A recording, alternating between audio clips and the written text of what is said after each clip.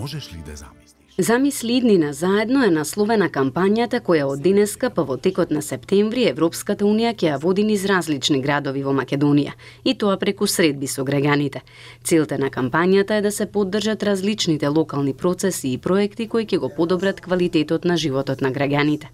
Кампањата ќе биде можност граѓаните да се запознаат со европските вредности и предности од зачленувањето во европското семејство.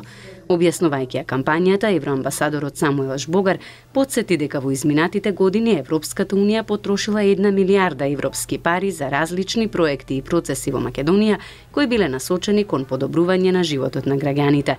Нашата цел е да слушаме и да ga разбереме вашите грижи во врска со процесот на Европската унија. Сакаме да ги споделиме придобивките од тоа да се биде земја членка, да се биде еднаков дел на пошироко семејство, од тоа језикот на Блаже Конески, Матеја Матевски и Лидија Димовска да стане официјален језик на Европска унија, преведен како никогаш порано. Да бидеме сведоци на посилен интерес за вашата култура, јазик и идентитетот, кој ќе резултира со зајакната самодоверба како нација. Генералниот директор на Директоратот за проширување и соседска политика на Европската комисија, Кристијан Даниелсон, го поздрави договорот од Преспа, истакнувајќи дека неговото усвојување ја отвора патеката кон ЕУ членство и служи како пример во регионот и Европа дека сепак е можно да се најде решение за тешките прашања. На 30 септември граѓаните тука ќе направат избори и ќе обликуваат иднината на оваа земја. Ќе има последици за идните генерации и наша молба е до сите да го искористите вашето демократско право и да гласате. Тоа е уникатна можност да го обликувате општеството во кое вие сакате да живеете и да ги видите вашите семејства просперитетни.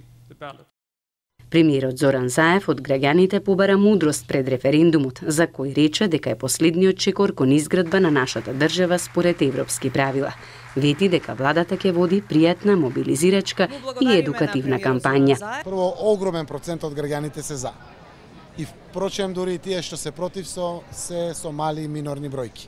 Тоа го знаеме и тоа е дел од таа кампања која што постои во Македонија, предводена од Бојкотиран. Јас се надевам дека и опозицијата ќе биде навистина позитивна, заради тоа што и опозицијата е за Европската унија и за НАТО.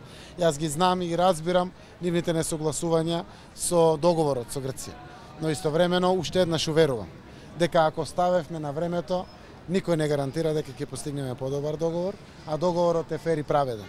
Заев истакна дека бројките за поддршка на референдумот ќе растат, а дека цензусот останува главна амбиција на власта. Тоа значи дека во согласност со актуелниот избирачки список, најмалку 903.000 лица треба да излезат на референдум за истиот да се смета за успешен.